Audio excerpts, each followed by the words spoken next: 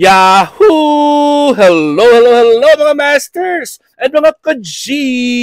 Good morning, good morning, good morning, good morning po sa inyong lahat dyan sa Pilipinas at sa buong Asian countries at kung saan ka mang lupalop ng ating daigdig ay hayaan niyo muna si Daddy and si G na batiin po kayo ng good morning, good noon, good afternoon, good evening at good night na po sa mga ready ng matulog.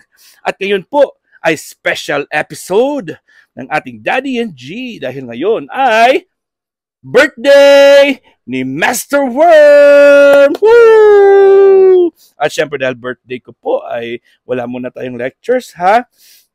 Ano na muna tayo? Ako po ay magpapasalamat at magpipray dahil po sa buhay na ito minsan lang po dumadaan ang mga pagsubok, dumadaan din po yung mga ating mga successes, mga success, mga trials, mga failures. At syempre, pero hindi po nawawala ang ating Panginoong Diyos. Diba? So always nandyan po yan, no matter if kahit na success man or failure ang natatanggap natin, ay nandyan pa rin siya. Pero it's just a matter of how you accept ng mga challenges na binibigay niya. So for now, 'di ba? For now ay i-cherish natin yung mga moments. I-cherish natin kung anong nasa atin ngayon.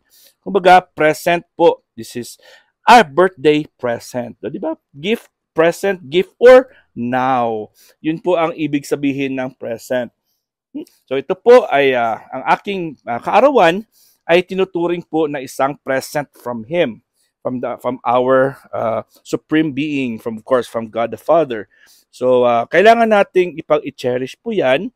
At syempre bawat tao sa mundo ay syempre at saka yung mga living organisms po ay merong sariling kaarawan po yan na sineselebrate. So let's just be grateful and be thankful for God has given us a chance to enjoy His wonderful creations.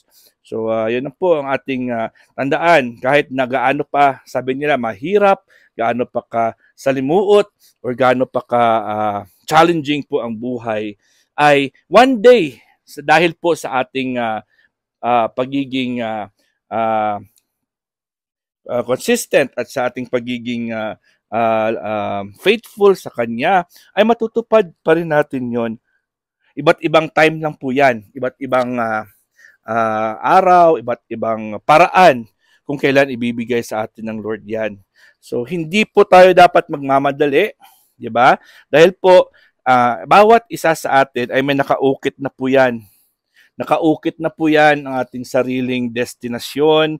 Nakaukit na po yan yung sarili nating purpose. Anong purpose mo?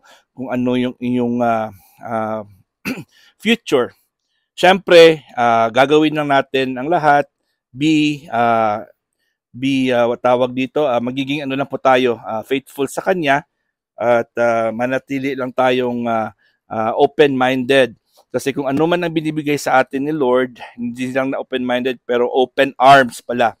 Open arms kasi kung minsan ay nagpipray po tayo. Nagpipray po tayo para po bigyan tayo at ibigay sa atin yung ating pinagpipray. Pero kung minsan po ay may dumadating na hindi po naayon sa ating pinipray. Kaya kung minsan ay choosy pa tayo, di ba? Pero hindi natin alam na yung binigay pala sa atin is something better para sa atin. So, choosy pala tayo kasi meron tayong choice, di ba? Naging ano yan nung binigyan tayo ng free will and freedom, ay binigyan talaga tayo ni Lord ng independence para tayo mismo ang pumili kung ano ang choice, di ba? Kasi hindi naman tayo kontrolado, ganyan tayo kamahal. Okay, so bumigay lang po siya ng set of rules, yung mga commandments niya, para depende na sa atin kung sundin natin yan na ayon o nakaayon sa batas, sa rules niya. Okay? Pero hindi siya nagsabi na dapat sundin niyo talaga ako kasi dapat wala siyang ginanon sa atin. So dahil sa pagmamahal niya sa atin ay pwede tayong magkasala kasi normal lang na magkasala tayo dahil tao lang po tayo. Pero sa oras na tayo nagkasala at ma-realize natin po na kamali tayo, ay always welcome po tayo na humingi ng kapatawaran sa Kanya. 'Di ba? So, importante po dyan ay i-accept natin yung ating kamalian. 'Di ba? Yung gene natin, no? Kapit na kapit kay Daddy, oh. Sabi niya, happy birthday, Daddy. So, love na love talaga. Malinis na malinis talaga ang G natin, mga masters. Super clean po ang G. Kasi, kakaligo niya lang kasi yung kanyang may tubig po yan. Nakatanggal ko lang po yun ng kanyang swimming pool. Right? So, tandaan na po natin mga masters and mga ka-G na sa lahat ng ating ginagawa ay kaagapay natin po ang ating Panginoong Diyos. At always call Him, always be grateful, and always thank Him kung ano man po yung nasa ating palad ngayon. Okay? Kung ano man yung nandito sa atin ngayon ay biyaya po yan sa Kanya, galing sa Kanya. Masama man or mabuti man. Kasi yung mga masamang nangyayari po sa atin ay they serve as a purpose. They serve as lessons in life. So hindi lang po yan na dahil po ay hindi tayo love ni Lord, dahil ayan ay binibigay niya sa atin. Hindi po yun yung reason. Ang reason po dyan is binigyan po tayo niyan dahil alam ni Lord na kailangan nating mag-learn. Kailangan nating matuto sa mga kamalian na binibigay niya sa atin. Kamalian na nagawa natin. So, importante po ay acceptance and of course, pride natin ay ibababa natin when it comes po sa Kanya. Kasi hindi talaga tayo mananalo pag siya ang kalaban natin. Tandaan po natin yan kasi siya po ang ating supreme being, siya po yung ating creator. At dali po at inaayos ko lang po yung aking microphone. Ito natin ilalagay yan para hindi na po matatanggal. Sandali. Si G natin ay magalaw rin. Si G natin kasi ay medyo malikot. Nandito na po si G natin sa aking uluhan. Nandito na po si G natin sa aking uluhan. Ayan. Inayos ko lang po ang aking microphone. Ayan. Ayun mga masters. So yun po ang ating dapat ma-learn na si Lord talaga ang ating tanging matatakbuhan pag meron tayong mga problema. Kasi siya naman talaga ang lumikha ng lahat. Pag may problema, may solusyon. Di ba? Love talaga ng Daddy. Si G.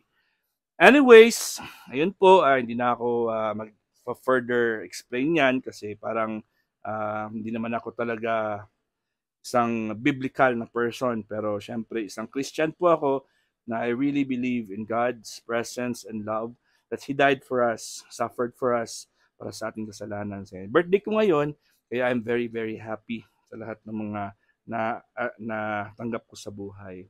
At syempre, babatiin ko rin po yung aking one and only wife na si Josie, din po sa Iloilo with my daughter, Big Vlogs. And of course, ang aking mga auntie, si Mama Yat, si Mama Ai, aking mga cousins and mga uncles and aunts po dyan sa Iloilo. At syempre, ang aking in-law, ang aking mother-in-law, and then aking mga bayaw, aking mga pamangkin, both sides, sa akin, sa mga pinsan ko dyan sa Iloilo. Okay? And of course, dito po sa USA, yung aking daddy, of course, dito sa El Paso, Texas, sa Las Vegas, Nevada, Hawaii, and Guam. And of course, ang aking mga best friends, kung sino man kayo dyan, mga best friends ko, sa YT World man, alam niyo na kung sino kayo, at sa aking elementary, high school, and college life, mga friends and best friends, syempre ang aking mga business partners, alam niyo na po kung sino po kayo, and syempre, ang ating Bahay Kulitan. Maraming salamat po sa admin ng Bahay Kulitan, sa admin and founder ng team Team One Love, and of course ng Team Puyaters, and of course ng Team Puyaters and Team Gapangan and Team Positive, maraming teams tayo, Diamond Care, ni Mama Marites Tumblas, Team Kalingap, okay? Sa mga nakakilala din sa akin dyan, sa Team Kalingap, and of course, ang Team Lintek, ni Sisi Lintek and family ng Team Lintek. At sa iba't ibang mga teams po dyan sa aking pinanggalingan ng mga teams, Team Coroda, may ganang shoutout po, and Team Epic noon. Kung saan man ako nanggaling ay utang ko pa rin ang aking channel sa inyong lahat. So ngayon, ako po ay super happy dahil po ay dagdag taon na naman tayo. Pero hindi ako magse-celebrate kasi pag nag-celebrate, 'di ba? Sinabi ko na 'yan. Pag nag-celebrate, lumadagdag ang edad. Taon lang. Taon lang, pareho lang naman pala. Pero hindi ako magse-celebrate dahil ayaw kong dagdagan ang aking edad. O, di ba? Di ba, G? You wanna sing happy birthday to Daddy? Okay, 1, 2, 3, go. Happy birthday, Daddy. Happy birthday, Daddy. Happy birthday, happy birthday. Happy birthday, Daddy. Oh, you sing a song to Daddy. Thank you so much, Daddy. G, the green girly cutie patuti kuwana. O syempre, maraming salamat ulit sa inyo. Sa Sunday na lang po ako mag-LS, yung regular schedule ko lang. Ayaw ko mag-LS sa birthday ko kasi may work kami. Ayaw kong magpuyat kasi baka pagalitan ako ng pasyente. Instead na birthday ko, lutang po ako. So as usual, kita-kits lang tayo sa Sunday sa aking birthday LS. Hindi naman birthday LS yun, pero regular LS lang naman ng Premier Marathon natin. And of course, stick to our schedule lang naman tayo. Mamaya, meron tayong Premier Marathon. Ganun pa rin yung ating schedule.